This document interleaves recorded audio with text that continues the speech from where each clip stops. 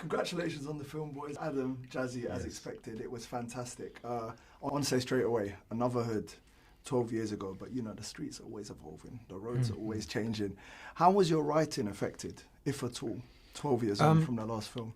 For me, like, big up Michael Vu, an amazing writer. I feel like when we sat down to write Anuvahood, it was kind of on one level where it was like based in an estate where, how can I explain it? It was about these guys wanting to do music and smoking weed, but with this one, we felt like we wanted to step the level up and be like, no, these guys, they just want to be roadman. Like, they're not trying to be musicians or anything like that. It's like they just aspire to be, I guess, criminals, innit? And the best criminals. And it's kind of mad because when you see characters like that on paper, you're not really meant to like them. But I felt like the audience come on a journey with Rico and Kane, and 100%. They start rooting for them. So we just kind of wanted to step up the levels from where we was with Anuvahood. This time, you know, have the same comedy that we had in Anuvahood, but add some drama, add some action, have a message in there as well around mental health, and just set it in a really authentic setting. It did feel like Rico and Kane were going to make a LinkedIn account to be roadmen or something like that. They had those kind of career aspirations, but the chemistry between you guys was evident. There's a lot of crazy and funny moments between you. I mean, who else apart from Rico and Kane is going to try and rob Lethal, be it a urinal, but wait for him to finish being like, it's ridiculous. But I want to know, on set, who creates the best outtakes between the two of you? Who has the craziest moments on set? It's probably got to be Jazzie. Probably me, He improvised a lot more. I'm like, I wanted to go word for word. I wanted everyone word for word perfect because I felt like we spent so long, you know, thinking of every word, making it flow like a music, like, musical in a sense, Like, and I feel like I'd let Jazzie improvise more than other people because I know how good he is at it. So I love improvising. Like, he's the guy. Yeah, comedy-wise, like, I would try to just improvise certain things, even though the script was already amazing. But, you know, me as a comedian, it's like I just know when I'm in that moment, things change.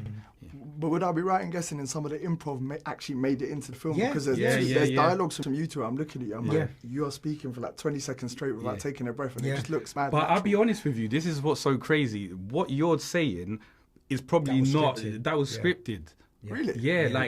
So when we're talking about when we're talking about the improvisation from myself, probably it's like little bits, like very tiny little bits. But other than that, the stuff that you're saying, this is natural, bro. This is me acting. Like, this was. And Jazzie stepped it up. I tried to step it up. You know, I thought Jazzie comes from a more improvised background. This was the first time he was the lead role in a big movie, and he took it serious, man. Like, he learnt his lines. Every time I'd look over, he'd be going through it, rehearsing, and he smashes it. Like, the energy that Jazzie commits to in this film, I didn't know if he could see it all the way through. Like, it's all right for the first few takes, but when you're doing like 8 takes, are you going to be able to do this on every take? And he did. Him and Richie Campbell, like, the energy they had on set was just amazing. I love the love that it's shown to you, and it's well deserved for both of you, by the way. You're both personalities who suit this kind of movie, and it was a star-studded cast, including both of you, but I never thought in my lifetime I would be watching a film with Ed Sheeran, Jeremy Corbyn, Adam Deacon and Jazzie Zonzolo.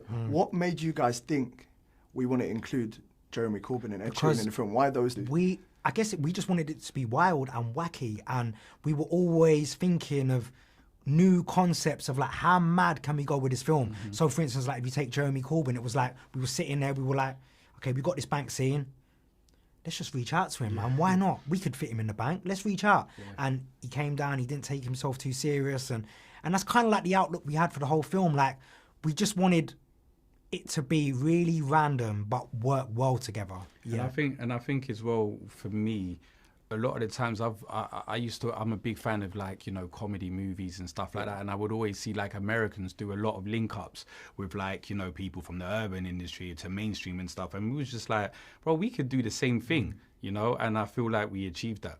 They both smashed it, and by the way, Ed Sheeran's cameo was unbelievably well acted. No, he's a proper actor now. He's a proper actor. Like, one of the main things with Ed was like, he didn't want to play himself like he does in a lot of films, and he really wanted to take the acting serious, and he said he trusted me as a director.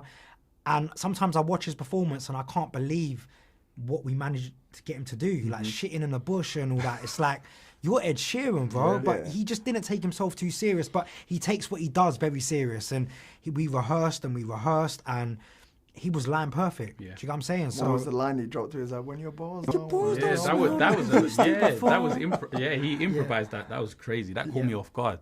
And final question, you lot showed a lot of love to each other, but I want to do you dirty and say you did him dirty, because why in the film did he get, apologies, why did he not get a girl like Tamera? Why are you dating Leomie Anderson in the film? What does Jazzie get? Do you know, if you watch carefully, he's actually a bit of a gallus, isn't it? Like, I see you in the club. He is. I see you chatting to one girl in the club. Kane is, he is a gallus, but he just cares about the roads way too much.